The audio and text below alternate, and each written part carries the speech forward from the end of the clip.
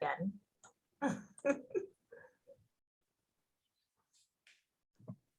Okay.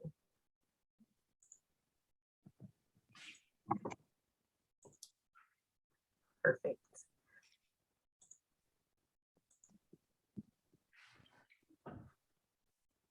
Good afternoon, and welcome to our March seminar from the Center for Biomedical and Minority Health Research Community Engagement Core at Texas Southern University. Texas Southern University Center for Biomedical and Minority Health Research Community Engagement Core is funded by the National Institute of Minority Health and Health Disparities Research Center for Minority Institutions Program. The CDC works directly with communities to identify and address health-related concerns and reduce health disparities related to ethnic minorities. We provide health education in partnership with healthcare systems, federally qualified health centers,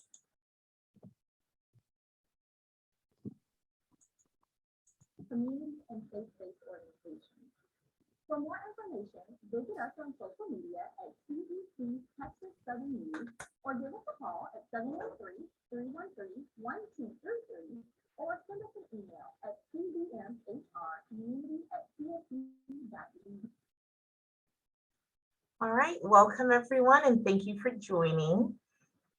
Just a couple of housekeeping items. Please remain muted throughout the presentation. There will be a question and answer session at the end, but you can also post your questions in the chat box during the presentation so that you don't forget what they were. So there's a question and answer session at the end, but you can definitely put your questions in the chat box throughout the presentation as you think of your questions. All right. We would like to thank our partner for today's event at our hybrid location, Project Row Houses. Project Row Houses is a community platform that enriches lives through art with an emphasis on cultural identity and its impact on the urban landscape. They engage neighbors, artists, enterprises in collective creative action to help materialize sustainable opportunities in marginalized communities. Project Row Houses occupies a significant footprint in Houston's historic Third Ward, one of the city's oldest African-American neighborhoods. Thank you, Project Row House, for partnering with us. Also, Trinity United Methodist Church has partnered with us on for our March seminar. And the Texas Southern University Counseling Center, which is located on campus, and they are open Monday through Friday from 8 to 5 p.m. And because of today's topic, we reached out to them and they were excited to partner with us. At the end of today's presentation or the end of today's seminar, you will have the opportunity to complete an end of seminar survey. This is data that we use that informs what we do at the center. So it's very important to us that you complete the survey. The first 10 attendees to complete the survey will be eligible to receive a gift card. We do have an English and a Spanish version for the surveys. So without further ado, I would like to talk about what we are going to talk about today. So today we have two experts with us. Dr. Kayode Giwa is a clinical pharmacy specialist who will be talking to us on the topic Changing Minds, Changing Lives, Emotional Wellness Through Treatment. And Lauren Hickland is a licensed clinical social worker who will be leading us on a meditation exercise. Dr. Giwa grew up in Houston, Texas, and attended University of Houston for undergrad. He obtained his PharmD from the University of Houston College of Pharmacy, and after graduating pharmacy school, he completed his postgraduate year 1 residency at Memorial Hermann Southwest and at the University of Houston. He works as a clinical specialist in psychiatry at Houston Methodist Hospital since he finished his residency. and currently serves as the Pharmacy Residency Director for postgraduate year one. And Ms. Lauren Hickland is a licensed social worker in Houston, Texas. She completed her master's degree in social work from the University of Houston in 2016. She currently serves both as a behavioral health case manager at Project Warehouses and as a therapist at a federally qualified health center. She has a passion for helping others, along with educating her community about the importance of mental health. Lauren's goal is to fuse her business and social work background to eliminate health disparities. And her mental health content is available on Instagram and TikTok at Lauren's Pink Couch. So I'm going to turn it over to Dr. Giwa. And when he is done addressing us, Ms. Hickland will lead us in a meditation exercise. So Dr. Giwa, thank you so much for being here. And I'm going to stop sharing so that you can share your slides.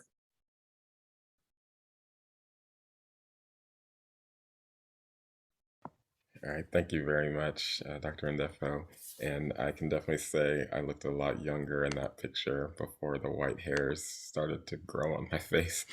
But thank you guys very much for the opportunity to speak to you today. And I'm going to talk about some cultural aspects of mental health today. So that's going to be our focus. So our outline is, first I'll talk about psychiatry versus psychology. I don't think a lot of people have a good understanding of what the differences are and what provider would be available depending on what your needs would be. And then I'll dive into some cultural influences on mental health, and then I'll tie it up with kind of next steps and what are some available resources out there. So before we even talk about psychiatry versus psychology, the first thing to admit is Americans are really struggling right now. So when you asked Americans if they had any anxiety disorders or any depressive disorders, if you asked them right prior to COVID, you were hitting about 11% of people admitting to that. January of 2021, kind of right in the middle of the COVID situation, it was at 41%, which is an incredible number to say 41% of Americans were struggling with anxiety or depression at that point. It's just a crazy number to think about. If you look at that now, kind of the most recent data that we have, it's not really fully vetted yet, but if you look at January of 2022, that number has dropped down to 30% of Americans. So it's good that the number has come down, but still 30% is a very large number. I can tell you that 30% of Americans don't have diabetes or high blood pressure or cancer, right? So this is a significant issue. Glad it's going in the right direction, but still it's an unaddressed problem. So kind of what are some reasons why people are struggling right now? Job loss, financial insecurity. We know COVID has just destroyed everything. No matter what you want, it's not available. If you want milk, you can't get it. If you want a car, you can't get it. If you want a job, your job might be there, it may not be there. You might have the same job, but inflation has made everything cost more. So when you used to make ends meet, now you can't for the same items that you used to get. So that's been a complication for everyone. Isolation's been really hard.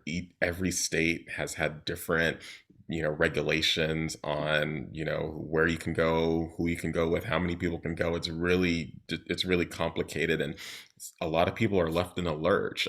People aren't able to travel as much as they used to, especially our elder population, those with lower socioeconomic status. They're more isolated than others, and so that's a significant strain on how they're doing. School and childcare issues.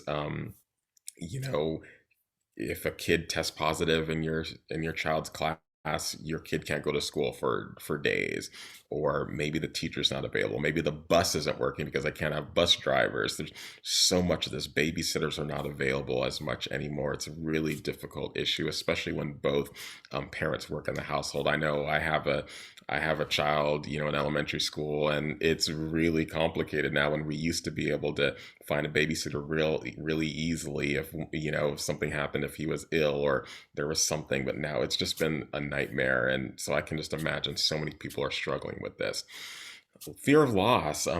We know millions of people have lost their lives due to COVID. Many of us know people who've done that. So all of at the very beginning of the pandemic, fear of loss was the number one thing that people would probably point to. Now, maybe not so much, but it's still a significant issue that people are still dying, even though it may not be as talked about. People are still dying, and if you have lost someone, it is a concern, and it's a significant fear. Healthcare workers, even though COVID is not talked about as much on, social media or regular media platforms, it still exists, and hospitals are still packed to the brim with patients with this illness. And so healthcare workers are not able to take off as much as they used to. They have much more patients than they're used to. Patients are sicker and not knowing what to do with them, which is an issue, not knowing how to help your patients. So all of this is really, really hard, and healthcare workers are really getting the brunt of a lot of that. And of course, the media and social media, there's so much information happening so quickly. There's so much disinformation happening so quickly. People don't know where to turn. There's a lot of fear that's presented in the information that we're given. And so it is really hard to navigate all of that when you're just trying to live your life. And all of these things in totality can really make it likely that someone will have anxiety or depression for sure. So we kind of have an understanding of like what's going on, but how would I get treated and who would treat me? So first I'll talk about psychiatry. So psychiatry is a branch of medicine, and it's focused on the diagnosis, the treatment and prevention of mental health disorders and substance use disorders. So if you have a significant mental health issue that needs medical treatment, then a psychiatrist is someone who you would go to. A psychiatrist is someone who went to medical school and specializes in mental health. So they went to medical school and completed it, and they did a residency in mental health to be able to treat people with mental health disorders. Just like if you had heart problems, you would go to a cardiologist, someone who went to medical school and did a residency to specialize in treatment of people who had heart issues. So a psychiatrist is in the same way, but they're focusing on mental health issues. As they are a doctor, a psychiatrist can prescribe medicines as necessary, and they do have the training to do counseling if that's what is needed for the individual patient. The providers who do psychiatry for the most part are going to be your psychiatrist and your psychiatric nurse practitioner. So those are people you're going to see, especially if you need psychiatric medication. When we go to psychology, psychology is the study of the human mind and how it functions and how it affects behavior.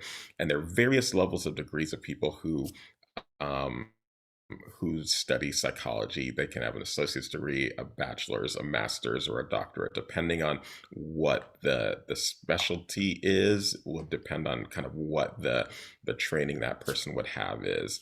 There's so many different things that they can specialize in: addiction, behavior, counseling, diagnostics, so many different things that someone who is working in the realm of psychology can study. So there's a wide array of things that they can do. So even thinking about, does a child have ADHD? Do they have a learning disability? Does this person have Alzheimer's disease, dementia? Is it a family counseling or an individual counseling need? Is it, I have this addiction, how do I learn about my addiction and move past it? So many different specialties that someone in psychology can offer. So looking at kind of the differences, some of the differences that you might see in terms of training: a psychiatrist is a medical doctor, went to medical school, whatever term you would like to call it, therapist, a counselor, those are kind of the general terms that you might hear. But that person could have a doctorate, they could have a social work degree, they could be a licensed professional counselor. There's so many different training differences that you could have in the study of psychology, or for the simplicity, we'll call this person a therapist or a counselor right now. Expertise of a psychiatrist is diagnosing mental illness and treating it, often with medication. A therapist is studying behavior and helping patients to understand their behavior and moving forward from that behavior. You are often going to see a psychiatrist in a hospital or a clinic. For a therapist or a counselor, you would very well see them in a clinic setting. often a university, as many universities now have that person on staff, or a church. Many churches actually have therapists or counselors that they employ, or someone who works in that capacity, in a different capacity in the church, but also has the training to provide those services. Psychiatrists can prescribe medicines, a therapist or counselor cannot. In terms of availability for therapy, psychiatrists do have the training to do therapy. Often it is not covered by insurance, unfortunately, especially in larger cities like Houston. For a therapist or a counselor, they are highly reimbursed usually by insurance, by most insurance plans. So definitely, if that's something you need, make sure that that is something that's available to you. It's more likely that that would be covered than a psychiatrist getting covered for their counseling session. Psychiatrists would be covered for the treatment in terms of evaluation, diagnostics, and medication treatment, but often not for the therapy session. But a therapist would be reimbursed for that. In terms of following up on this access to care, a counselor or a therapist would definitely be able to do individual counseling needs, marriage counseling, family counseling, all of these things they would be able to do at a really fantastic amount. I've actually seen a counselor for many sessions during this COVID time, which has been very stressful for me. And I've found it incredibly helpful to be able to talk to somebody about everything is hard right now. So using a counselor has been really great for me during this COVID pandemic. And in terms of psychiatrists, once again, treating mental illness. So someone suffering from bipolar disorder, depression, schizophrenia, substance use, and they need, serious mental illnesses that often require medication and sometimes hospitalizations. A psychiatrist is the person who would be handling most of that duty. So now we're going to pivot a little bit to cultural influences and how that impacts mental health. So minorities have some unique things that can make mental health difficult, just make living life difficult. I've experienced many of these, and I'm sure that often a lot of you have, being followed around in stores, being considered intellectually, financially inferior, assumed to be not a citizen, assumed to not speak a foreign language. We know there's financial disparities that have been going on for a very long time. The political discourse is generally not favorable to minority individuals. And we know healthcare is generally worse for people in the minority community. And this is regardless of socioeconomic status. So we know there's just so many things. And there's even more that I'll go to in just a little bit. There's the police interactions, which, I won't dive into that. I think that's, already known. Men are always assumed to be a threat versus assumed to be an upstanding individual. Women perceived to have attitudes or be angry. They can be highly masculinized, and they can also be highly sexualized. So women are often not perceived in a positive light. And a term, microaggressions, it's not a new term, but may not be something that people hear a lot about. But a couple of examples of a microaggression is if you are walking into a room and everyone in front of you, they say, hello, good morning, hi, how are you? And then as a minority, you walk in the room, they say, what's up? That can be a microaggression.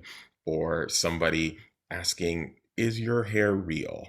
Microaggression. Or, hey, where are you from? Oh, I'm from Minnesota. No, where are you really from? Those are examples. Those are all microaggressions.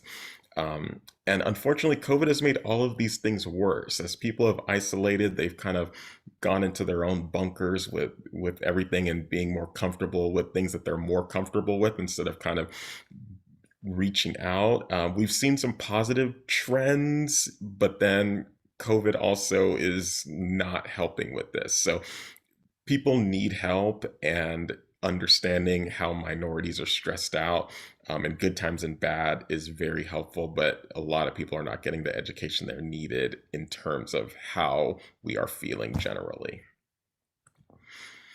So in terms of just mental health between the individual and their provider, there are also some difficulties in terms of culture. So minorities have a higher mistrust of the healthcare system. A lot of this is warranted and some of it is not. We often just feel more comfortable with people who, look like us and can have an understanding of what we've been through and our understanding, and not having that, it's harder to open up with those people, in addition to the different things that have been negatively done to minorities in healthcare over the last, hundreds of years. Um, if we're not trusting of the healthcare system, we're often going to not be as forthcoming about our symptoms. Um, Fearing about not being experimented on or not being given the right treatment. So we're not going to be as forthcoming about what's going on with us. And if we're not as forthcoming, we may not understand exactly what's being told to us, or they may not explain it to us as well. And we're not going to ask as many questions because we're going to try to wrap up this encounter as quickly as possible. So we unfortunately don't get the best care from our end. When it comes to the provider, when it's a minority individual, often they spend less time with the patient. And this has actually been shown statistically many times over. There's a study that I looked at just from some years ago where there were some providers and they actually asked to be recorded in their sessions between minority patients and non-minority patients, because they said there is no way I'm treating them differently. They treated them very differently in terms of the amount of time they spent in the room, the amount of eye contact they made with the minority person versus the non-minority, the amount of physical touch they had with the different patients. It was dramatically different, and they were astounded that they were treating patients this way. And so if you can imagine, these are the people who are concerned about it, are treating people differently. Imagine the people who are not concerned about this situation. So that's kind of where we stand. Um, if they don't understand as much, they're not going to provide the optimal education and care that's needed for a minority patient, because we just talked about some of the unique stressors that we have. So if you're not spending the time with us and understanding, you won't understand those unique stressors. And some of those unique stressors can determine what our treatment outcome is going to be. Maybe there are reasons why we're not taking our medicine, and that's why we're not getting better. Maybe medicine, we can't afford the medicine, or maybe we can afford the medicine, but we don't have the transportation to get to the place to get the medicine. Maybe we can't take off of work because we have to work two jobs, so we're not able to get to the pharmacy when it's open. So there's so many of these socioeconomic factors that if you're not asking, you're not going to find out. And also, we have often different diet situations, and our food might be very different. So if you're not having an understanding of kind of what our diet is and how to educate us on how to improve our diet, if that's something that's causing our blood pressure to be up, or our cholesterol, or our blood sugar, if any of these things are affected and you're not understanding the diet properly, you may not be able to educate on how to improve that. So there's a lot of subtle things like this that are missed, unfortunately, but it definitely provides a barrier in terms of us improving as much as we should. So unfortunately, if the provider doesn't understand us as well, they won't understand our symptoms and how our symptoms might be different, and that will lead to an incorrect diagnosis, less optimal treatment, and less optimal treatment, of course, will lead to worse outcomes. And so this is a perpetuating thing that happens often in the minority population. So now I'm going to pivot once again to specifically the mental health struggle associated with minority individuals.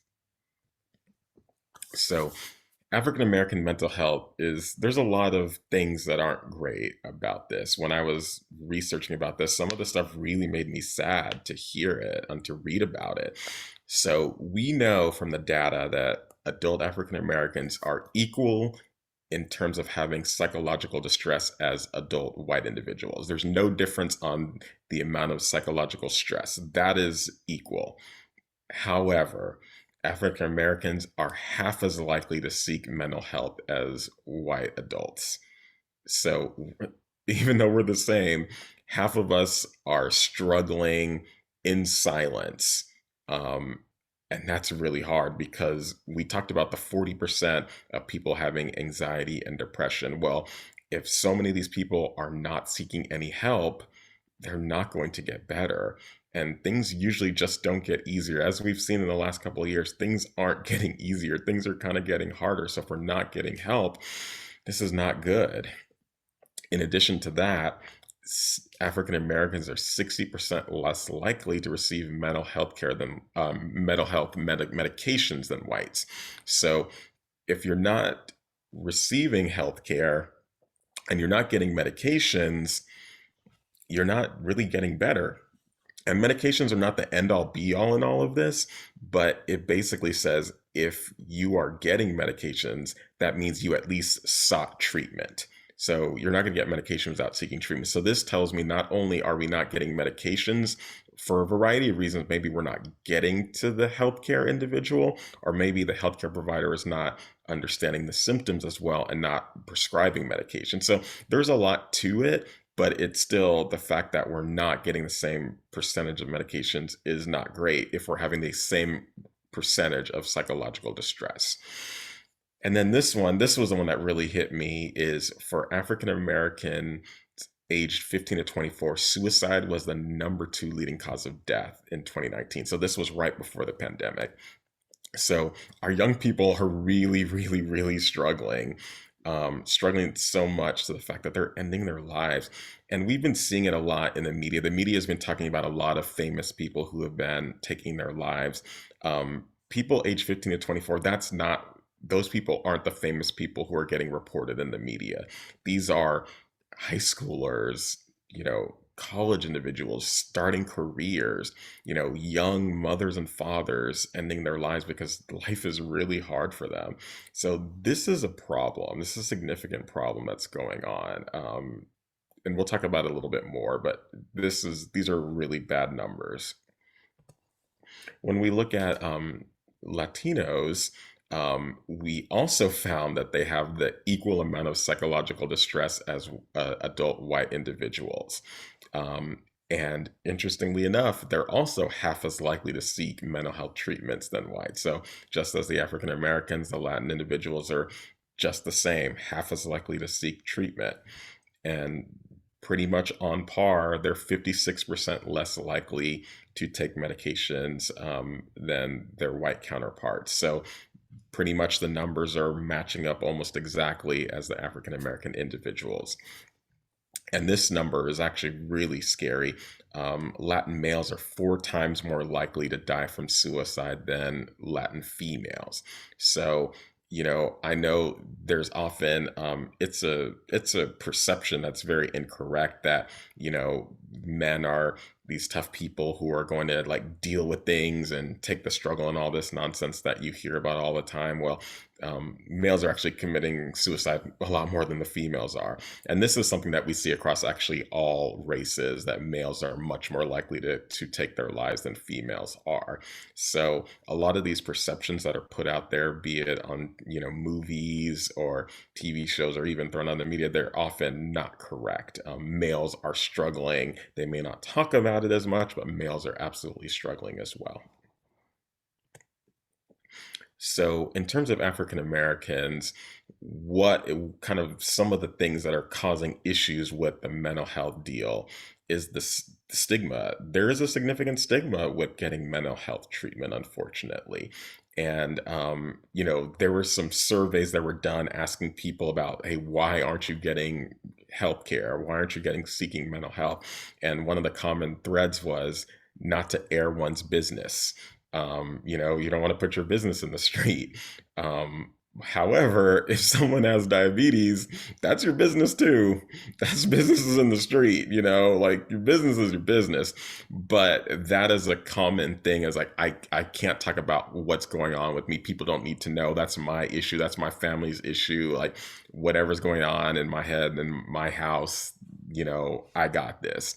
Well, if you are feeling depressed or suicidal or anxious, like you don't got it. You do need to put your business on the street before your business becomes on the street when you have to end your life. So you can, either do it now or it's going to happen anyway. Cultural, religious issues, non-medical beliefs of mental health. So we see this all the time. People say, well, no, I'm too blessed to be stressed. That is not in the Bible anywhere. If someone, just FYI, there's nowhere in the Bible. But also the thought of, no, I understand I'm feeling bad. I'm just gonna pray, I'm gonna talk to my pastor. Those are common things that we hear. But we never hear that kind of thing. If someone had a stroke, we're not going to say, no, just, pray the stroke away. You're going to go to your doctor, you're going to go to your treatments, and you are going to pray. But when it comes to mental health, it's like, no, I just got to pray this thing away and talk to my pastor. Well, you didn't do that with the cancer. You didn't do it when you broke your hip, so why are we doing this just with mental health? It's an illness as well. So the things can be combined, but they're often not. The thought of being experimented on, which, that permeates, the African American culture because it has happened. So I can understand how people can hold that belief. The expectation that life is supposed to be harder. It just is, like we're not born on third base. We were born in the dugout. So having to figure out how to get around the bases, we just expect to have to work harder. And that's just the way it is. Like I'm supposed to be tired. I'm supposed to be sad. I'm supposed to be anxious. I'm supposed to be able to put up with anything. And that permeates. There is an unfortunate issue that a lot of the mental health providers, so I'm so glad that we have Ms. Hickland on here, because so many of the mental health providers are not of the same race as the patients. And it's so much easier for patients to open up to people who look the same way as them. There's been data on that for decades. And so having more people that people can look at and trust and understand is so important. And then when we come to socioeconomic, African Americans are just less likely to have health insurance coverage. So paying for treatment, paying for medications, paying to see someone is so much harder. And they can't miss work. The thought is, I don't have time to see somebody because I have to be at work. And that's a reality. It's an unfortunate reality in a lot of instances, but it is a reality. When we turn to Latin American individuals, the stigma that African Americans have exists as well. Fear of the ridicule and being disparaged by seeking mental health. It exists the same way. The stigma permeates all of American society, but we know that it is worse in the minority populations.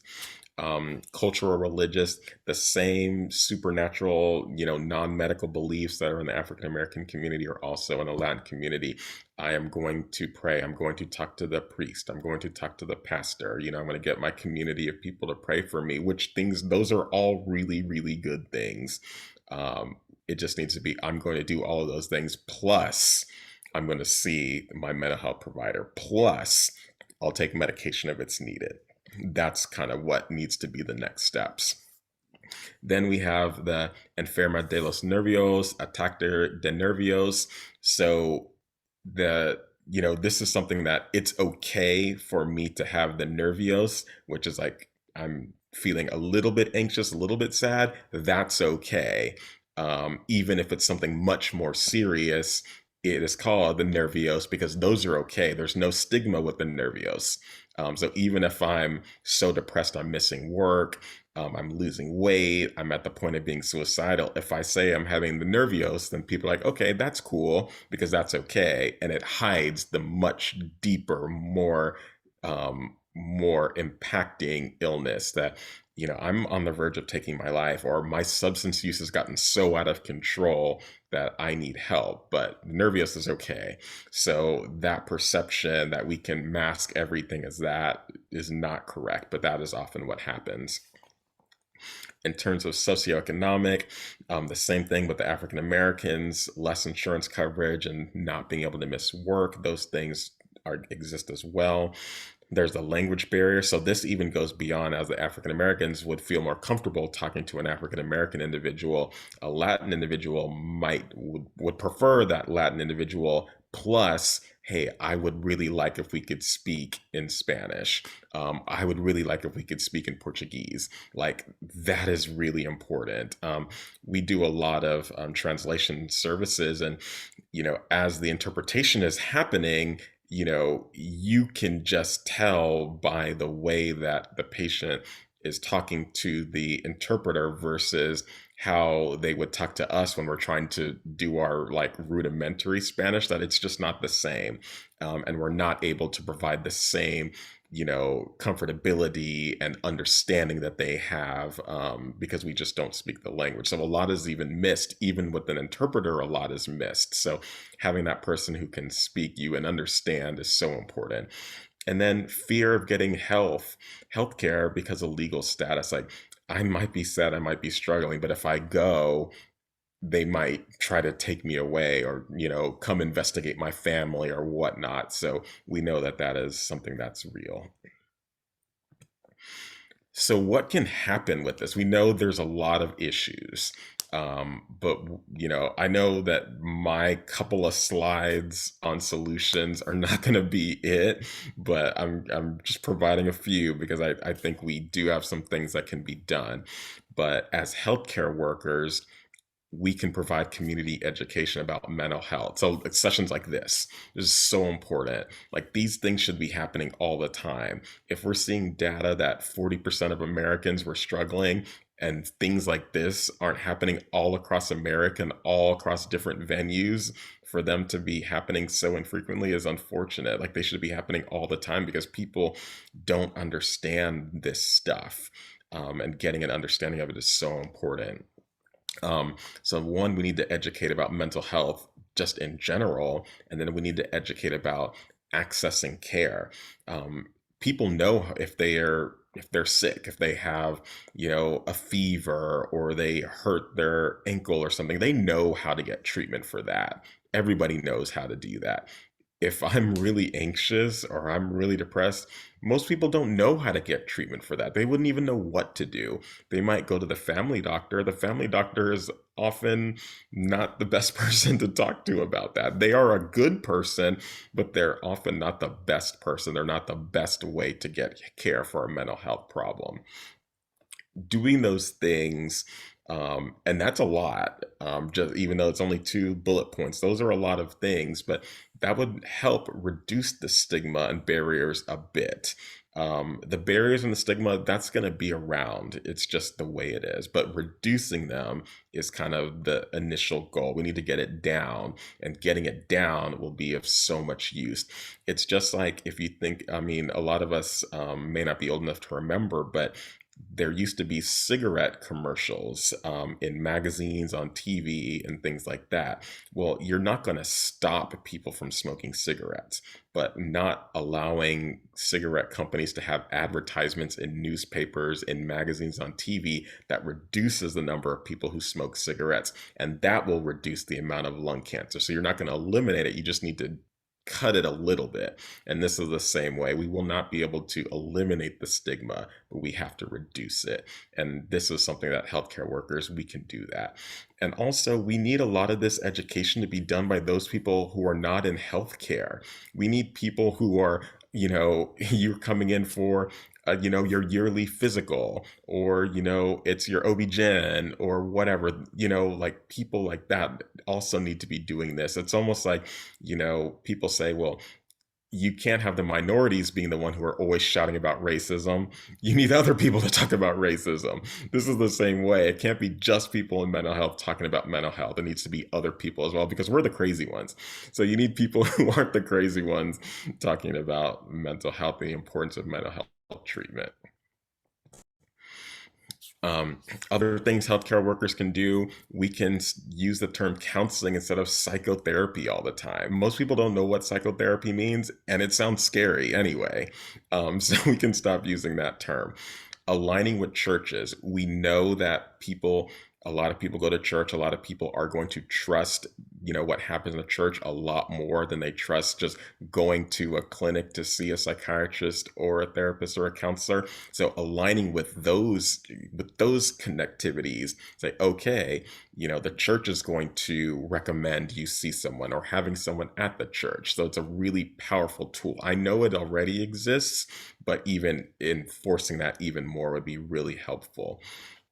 Getting families involved in mental health treatment. We know families are really important in minority cultures. So getting the whole family involved in the treatment, not just the individual, would be really helpful because there is Sigmund Freud said this, back in his day. He said the weakest person in the family is actually the strongest person in the family, because if everyone aligns to help this person with mental health, all of the focus is on them. So if we incorporate the whole family, it's not just, man, that person's always got problems or we have to help them again. It's like, no, we're doing this together as a team. Um, and healthcare workers, we have to improve our cultural competence. You know, I need to learn more about, the Latin cultures, Hispanic cultures, Asian cultures, not just South Asian cultures, but, East Asian cultures. Like, I need to do better at it. So we all need to do a little bit better in understanding how we can help people who aren't us. So people aren't going to trust us as much. So we have to give them a reason to trust us. And as individuals, as a patient or a soon to be patient, what can I do? Um, so, firstly, is understanding that mental illness is a physical illness. I use this example all the time when I'm talking to my patients. I give them the example of diabetes versus depression. So, what is diabetes? Diabetes is one of my organs, my pancreas, is having a difficult time releasing the proper chemicals into my bloodstream, and that chemical is insulin. If my pancreas does not release that chemical properly into my body, a lot of things are going to go wrong for my body. My blood sugar is going to go up. And when that happens, my kidneys can start to fail. My eyesight can start to fail. I can have pain in my hands and in my feet, and I can lose feeling in my hands and my feet. And that's all due to an organ in my body, the pancreas, not releasing chemicals properly. What do we kind of think depression is? We think it is an organ in my body, my brain, is not releasing chemicals properly. And by not releasing chemicals properly, what other things are affected? My sleep, my energy, my appetite, my mood, and other things. Those are all affected. Sounds a lot like diabetes. One organ not releasing chemicals the right way affects a lot of other things. My brain not releasing chemicals the right way causes a lot of different things. So we see it that way as mental health, physical health. There's a significant overlap because they're the same thing. And I know that helps with the stigma, but from a individual, from a non-healthcare worker standpoint, understanding that your physical health is your mental health. The two things are exactly the same. If you do have an appointment, if you do make an appointment with somebody, during the appointment, don't be shy. Ask that person if they're not African American or they're not Latin or not Asian. Have you treated people like me? Do you have any specific training to deal with people like me? How will my culture affect my treatment? Um, don't be shy to ask those questions. It's really important. Just like if you were going in for surgery, you would be asking certain things. Hey, how many of these have you done? How many patients have died from the surgery that you've done? What is my recovery time? You would ask those kinds of questions if you're getting surgery. Ask those questions to the therapist. Ask those questions to the psychiatrist so you can make sure that, hey, this person understands me specifically.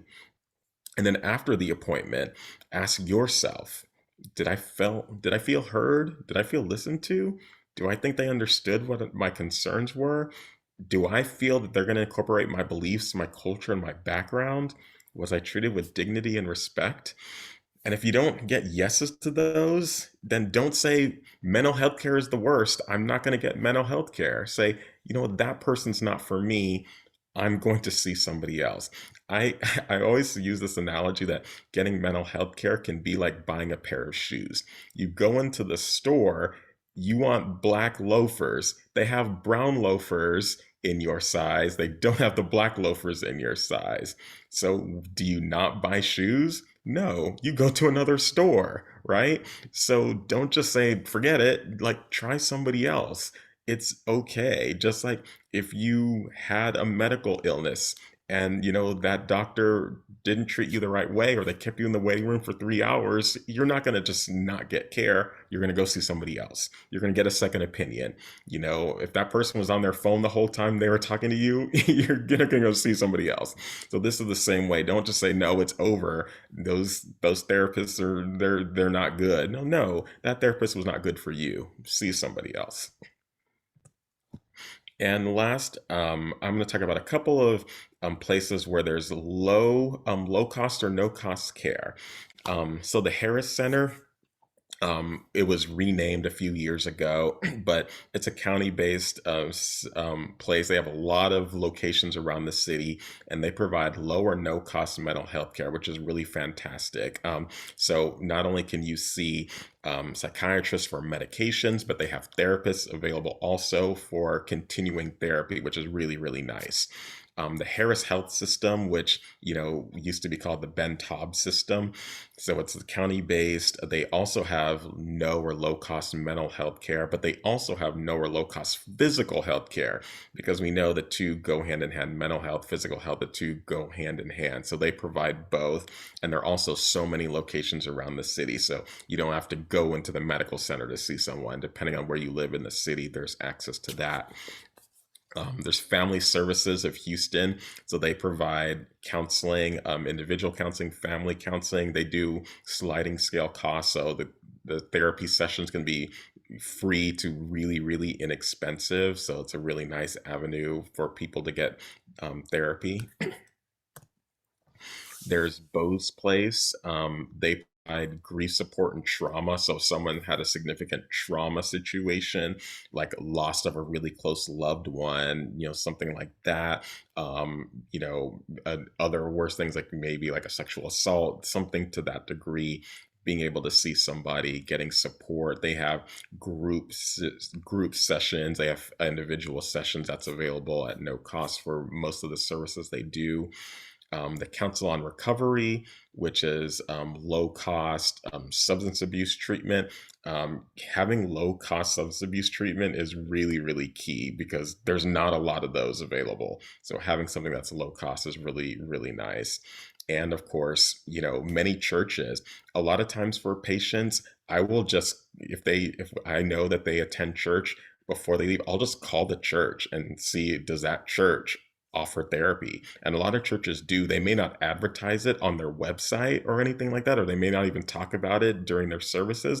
But if you just call them, they'll say, oh yes, Pastor X, Y, or Z is also, trained and can do this. Or yes, for our members, we do offer therapy either at no cost or very inexpensive cost. So lots and lots of churches are available. So definitely, if this is something that's important to you, just call your church or talk to somebody, at the church, because a lot of those things are available.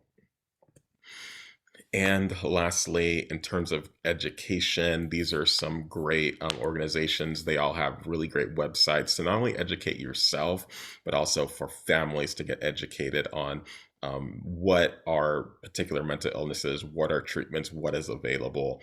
So NAMI, National Alliance for Mental Illness, the National Institute of Mental Health, and Mental Health America. So the top two are the biggest by far. NAMI's probably the one. If you have to start somewhere, definitely start with the top one, NAMI, to get a lot of education about any type of mental health, anything you can ever think of, you would find it there. And that's all I have. But remember, doing nothing is doing something. So wishing it will go away is not going to make it go away. So please, by all means, if you're struggling, please do something. Thank you so much, Dr. Giwa. That was really impactful. There was a lot to digest, but also just helping to know the right questions to ask, helping to know what to say, especially when you see someone struggling and you don't know the right approach. So that gave me at least a lot of starting points for conversations. So thank you very much for that. I hope if anybody has any questions that they are able to put it in the chat so that we can address those. I don't see any, but if there are any questions, please feel free to put it in the chat. And right now, I think we're going to transition to a meditation exercise.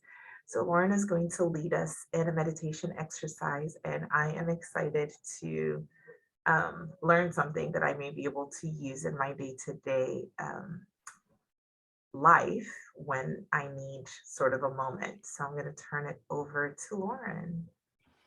Thank you. So excellent, kind of piggybacking off that presentation, especially when we discussed about the anxiety, depression. We're going to get a bang for our buck with this. So I have about 20 minutes. My goal is to fit as many techniques and information as possible into that 20 minutes. So everyone can just get really comfortable. I'm personally sitting on my little pink couch. I prop myself up on one of my pillows, just as relaxed as I can get. If you need to shake it out, you can hear my neck cracking because I carry so much tension in my neck, just getting really comfortable. My section is going to be broken down into about 4 pieces. The intro piece is going to be our meditation exercise. So the premise of meditation is to bring us back to our physical selves, to our bodies, because with things like anxiety and stress, with COVID and just life stressors, we can sometimes get really caught up in here. So meditation is to bring us back to our physical selves, to heighten our awareness and our attention to what's happening right now. So during this meditation practice, I'm going to play some relaxing music. I think it's important when we're talking about meditation and relaxation to first get comfortable, but also, if you can, surround yourself with things that bring you enjoyment. So for me, I personally love Disney. That makes me happy. That makes me relaxed. And I like Disney instrumentals. So I like to play those in the background when I'm meditating. So I will be playing that. And when you're meditating, the exercise is really just breathing while kind of bringing our focus into our heads, but kind of eliminating all of that craziness that's going on in our heads. So we're really going to I want you to focus on inhaling as deeply as you can. If you have any like breathing impairments, maybe stray away from doing this. But when you're inhaling through your nose, really focus on increasing the capacity in your lungs. So I want you to literally imagine your lungs filling to the brim, filling with as much air as possible as you inhale. And when you exhale, we're literally imagining all of the air coming out of our body. So for demonstration, the inhale, nice and slow, is, and the exhale is. So kind of think of yourself like a balloon. We're filling that balloon up with air as much as we can, and then we're slowly releasing the air from that balloon. So I will go ahead and get us started. See, even my light is enjoying the relaxation. It's ready to meditate. So I'm hoping that you guys will be able to hear this. I'm not going to talk as much because I do want us to be relaxed, and I want you to guide yourself. If you feel like thoughts are coming in, like in and out, really just try to clear your mind. Don't be too hard on yourself with getting rid of those thoughts, kind of gently guide them. So say we're doing our deep breathing, you think about, what am I going to eat for dinner tonight? Acknowledge that thought. What am I going to eat for dinner tonight? And slowly guide it out of the door. We're not kicking it out, we're just slowly guiding it out. So the goal is to keep our mind as clear as possible. So I'm hoping you guys can hear this. I'm going to play it. The meditation is going to be about 5 minutes, and then we're going to hit on some other breathing, meditation, and relaxation techniques after that. But this is just to get us ready for all that we're going to bring in. So this is an instrumental from Coco. If you haven't seen it, amazing Disney movie. But again, we're just going to be slowly inhaling through our nose, filling our lungs with as much air as we can, And then once you hit that peak where you have filled your lungs to capacity, we are slowly exhaling through our mouths. You can do this in your car, you can do this in class, you can do this for 5 minutes, 30 minutes, an hour. Meditation doesn't have any rules. Again, I'm sitting on my couch. You can do it cross-legged. Anyway, just be comfortable. So we're gonna go ahead and get started. I'll set my timer for 5 minutes. Close your eyes if possible. And once the 5 minutes is over, we'll get into the rest. So there we go.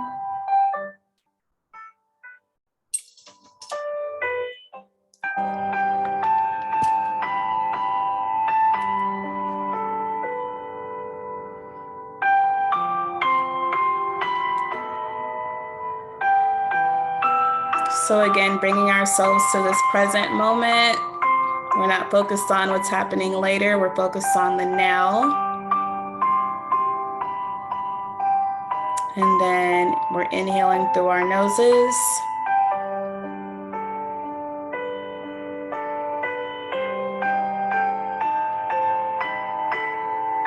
And we're exhaling that out through our mouths.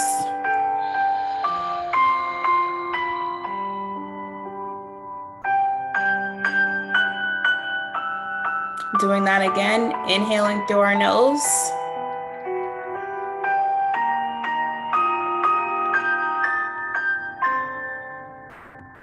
Exhaling through our mouths.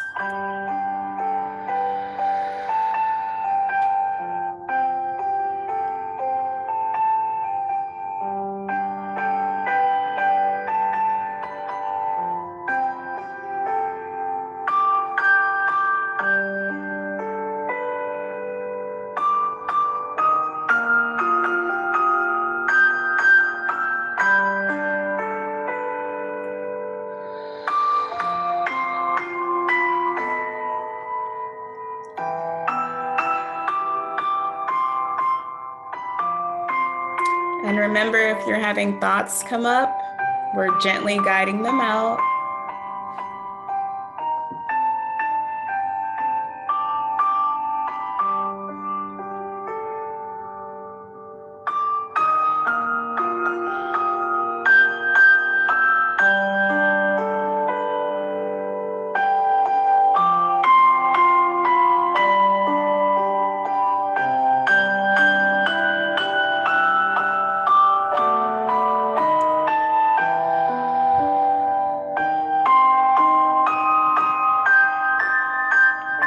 And if it's easier, you can even count your breaths. So for some people, it's inhaling for like 7.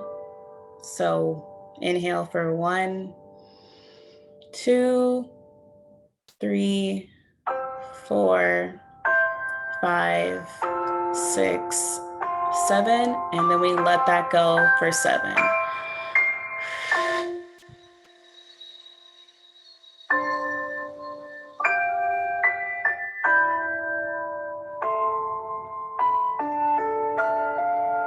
So again, we're inhaling, focusing on the present, not yesterday, not tomorrow, but today, this moment, this hour, this minute.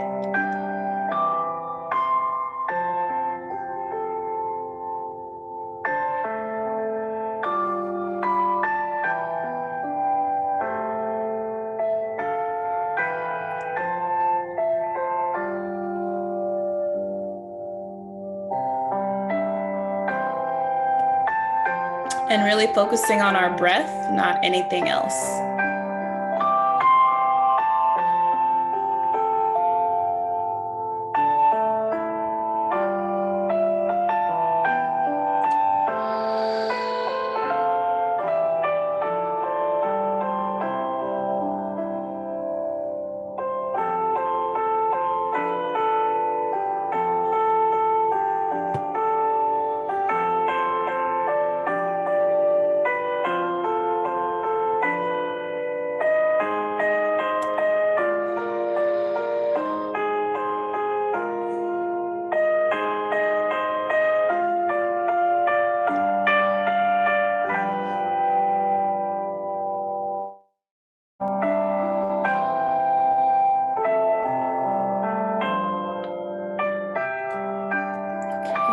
So I want you to bring your attention back to my voice as we kind of wrap up our meditation.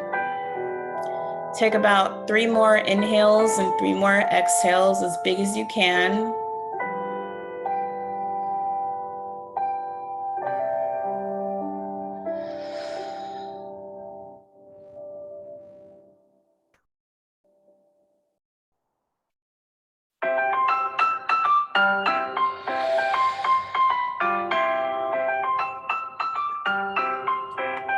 And then 1 more, ending on Ariel, a little upbeat. And slowly open your eyes if they're not already open. Okay, so I hope that somewhat relaxed you. It relaxed me. I'm feeling much more loose. So again, meditation can really be done anywhere. YouTube has tons of free guided meditations. If you like silent meditations, you can find meditation anywhere. So you don't have to be at a super fancy, ritzy spa to meditate. You can do it in the bathroom. You can do it on a walk. You can do it on your breaks from work. So definitely incorporate meditation as often as possible. And I'm going to get into some different breathing techniques. The breathing techniques really aid in relaxation, especially if you're experiencing stress. You want to learn how to reduce your stress, anxiety. I even say for depression, if you're experiencing any like panic disorders, panic attacks, breathing can definitely help. I want to preface this with breathing techniques alone. If you are suffering from a mental disorder, I would say they're not going to solve everything. Depending on the severity, you may need psychotropic medications. You may need more intensive counseling. So none of this is supposed to substitute from ongoing medical care or mental health care if that's what you need. These are just little nuggets you can put into your routine. So the first breathing technique I'm going to talk about is pranayama breathing. It's really seen a lot in yoga. That's where I learned how to do it. So it's super easy. You're just going to take your hand. It can be your left hand or your right hand. Just stick it up. And you're going to put down your index and middle fingers. So again, both of my hands up or just one hand up, but I'm going to put down my middle and index fingers so that my thumb and then these 2 fingers at the end are up. This personally is super uncomfortable to me. So when I'm doing this breathing technique, I like to put all 3 of my middle fingers down, kind of like this hang loose. But the traditional pranayama breathing technique, you have your middle and index finger down. But again, this is really awkward for me and it's uncomfortable. It's not relaxing. So I actually like to put all 3 in the middle down, and then I have this hang loose. So the pranayama breathing or deep nostril breathing technique, again, can really be helpful for like stress reduction. You take your hand, whichever way you want to do it. For me, I'm going to do the hang loose. And what you're going to be doing is alternating breathing in and out from each nostril.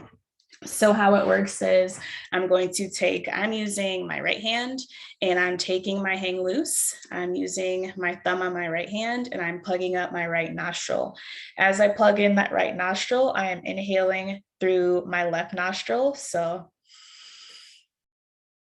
I am holding this. And before I exhale, I take my pinky and then I am plugging my left nostril and then I exhale on my right. I know that's kind of super confusing, a lot of instructions, but essentially you're just going back and forth, really focusing on the breath and kind of relaxing that like nervous system. So again, this is my right hand, I'm doing my hang loose. This is my thumb, I'm plugging up my right nostril and I'm breathing in through my open nostril, which for me is the left. So I'm inhaling through that left nostril. I'm holding it. And before I release that air out of my right nostril, I plug in my left nostril with my pinky, and then I breathe out. So if we want to practice together, whichever hand you want to use. So high five, stick those fingers down, however you want to do it. Again, I do the hang loose. I'm taking my thumb, breathing in through my left, holding it. And before I exhale through my right, I plug my left with my pinky in, exhale. So now I'm just going to do it instead of explaining it. That could be helpful instead of us getting into kind of the logistics. So it looks like this.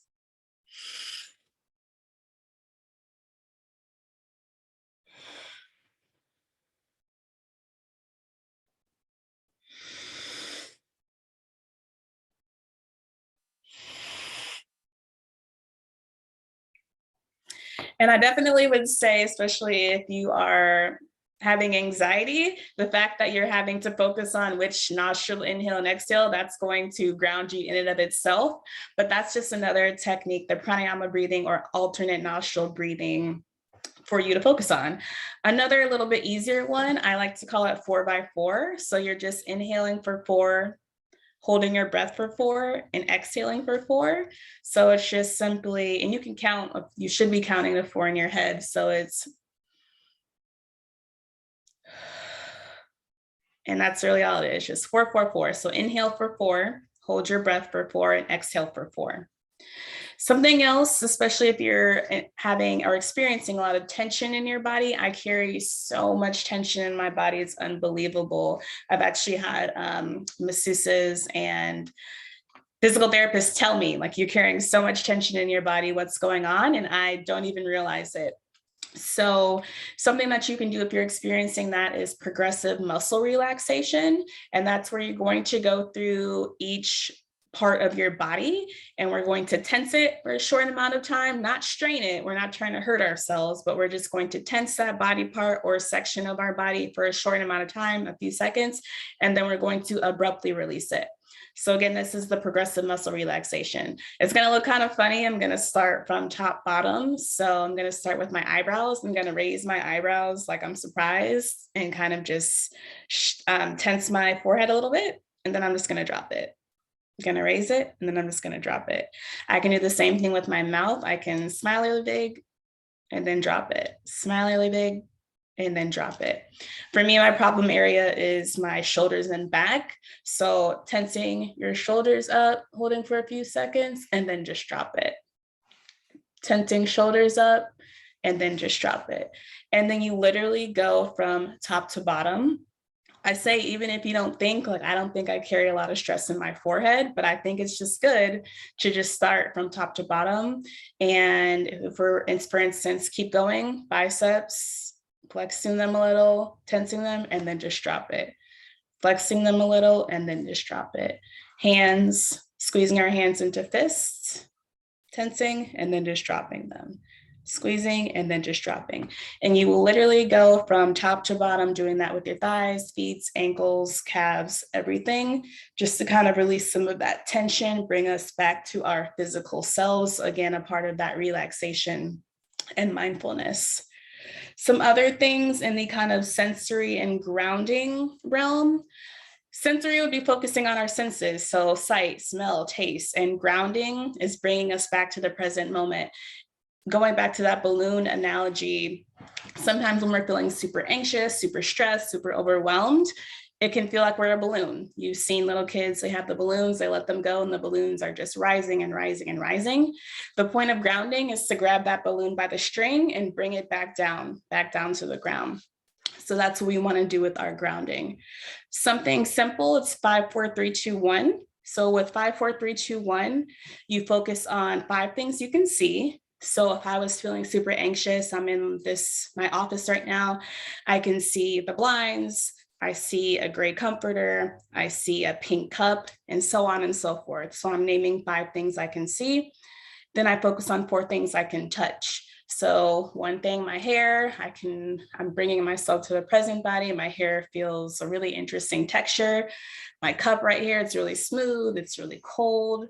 My phone, really kind of this thing right here really feels like an interesting texture. It's actually, the beads are a little relaxing. And then 3 things you can hear. Right now, I don't hear a ton. I hear my voice, I hear some birds outside, and I hear the cars going by. And then 2 things I can smell, if you have access to that. Even if it's yourself, like I kind of smell like lotion. And if I smell my water, there's lemons in there, it smells like lemons. And then 1 thing you can taste if you have anything accessible. It can be a mint. Focus on how the inside of your mouth tastes right now. If you experience like anxiety or extreme stress, keeping something sour at your desk if you feel like you are feeling super anxious or super panicked. So again, that's 5, 4, 3, 2, 1. And that's going to be one of those more sensory activities that can help with relaxation. Something else kind of touching on the progressive muscle relaxation is a body scan.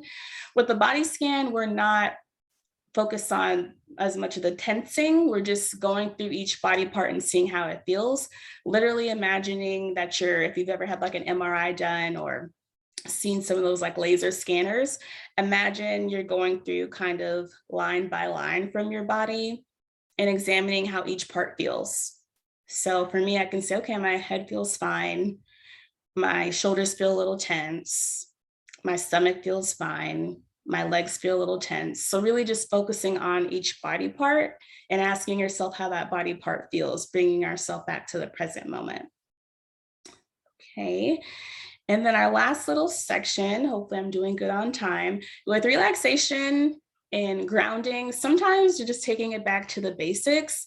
There's a lot of crazy things going on in the world, but focusing on gratitude, it can be the smallest thing. Everything can be going wrong in your day, but focusing on one thing that you're happy about, one thing that makes you just grateful. Is it a family member? Is it the fact that you're able to walk, you're able to breathe, you're able to enroll in school, you're able to watch TV, you're able to talk?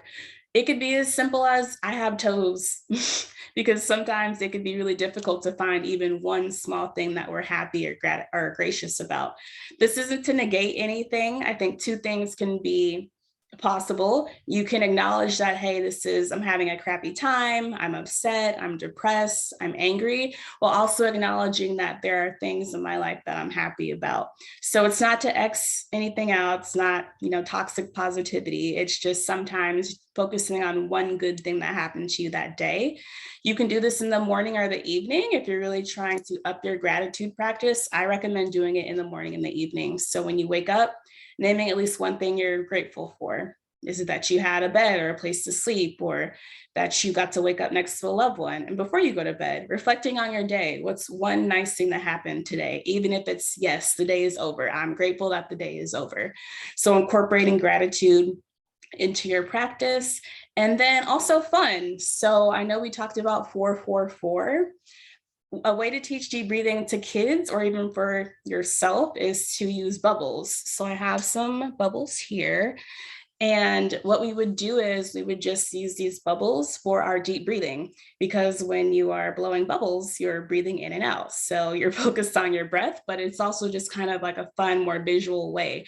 So with the bubbles, we're tying in those senses and we're tying in that deep breathing, because we're looking at the bubbles. Bubbles kind of have like a weirder little smell. So we're smelling the bubbles.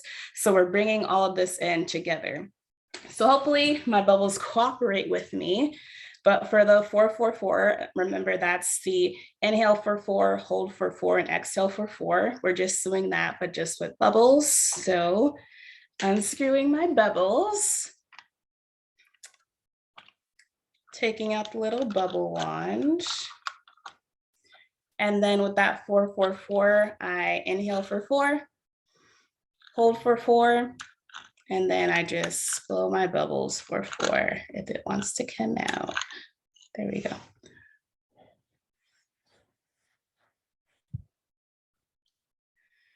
Okay, so doing that again, I inhale for 4, hold for 4, and I'm blowing out or exhaling for 4.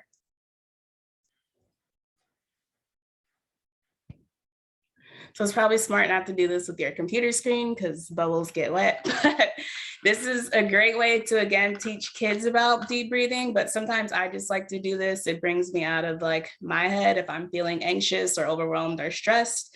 And you can just have a good time with like deep breathing and relaxation. So thank you guys. I hope that was helpful. I know I kind of ran through some stuff, but I'd be happy to provide more information. If you're wanting more techniques or if you need anything clarified, if you have any questions, I'm all ears.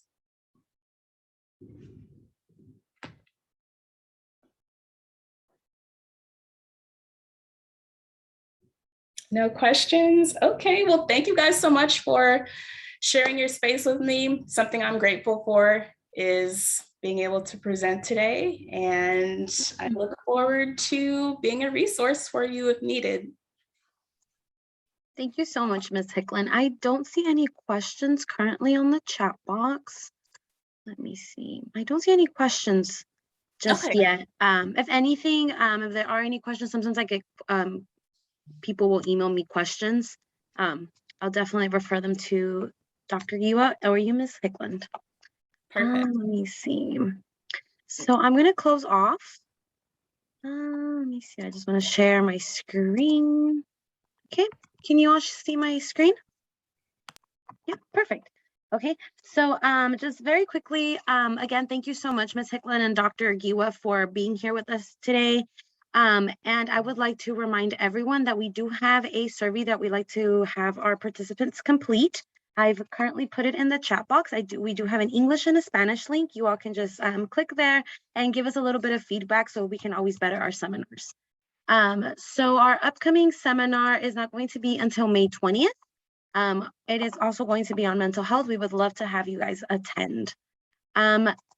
Secondly, I wanted to also take the time to invite you all to our clinical research and engagement conference, which will be held on April 23rd at 9:30 a.m.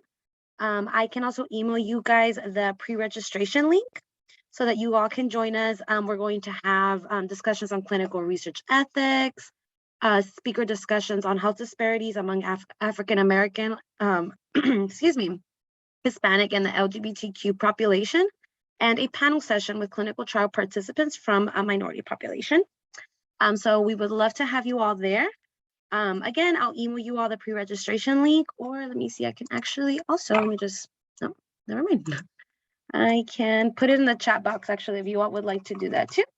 You all can pre-register and we can send you some updates, additional information as when the date gets a little bit closer. And lastly, I would like to invite you all to follow us on our social media channels. We do have a Facebook, Instagram, Twitter, LinkedIn, and a YouTube. And on our YouTube channel, you all can view all of our previous seminars. Our handle is CEC Texas Southern U. Again, thank you all so much for coming. Thank you so much, Dr. Giwa and Ms. Hickland, for your great presentation. And if anyone has any questions, I'm going to be emailing everyone that has attended our seminar. You all can follow up and reply to that email if you all do have any. Thank you so much, everyone, and have a great day. Thank you. Bye. Thank you.